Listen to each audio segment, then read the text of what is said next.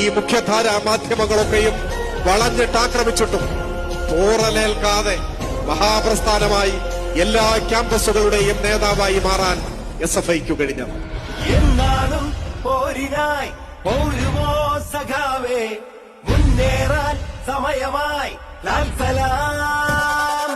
ഇടിമുഴക്കമായി ഇൻക്വിലാബിന്റെ പടകമുണരട്ടെ നെഞ്ചിൽ, ഇടറിടാതൊരേ ലക്ഷ്യമായി നീങ്ങി പൊടിയെത്തിടാൻ വാങ്ങി.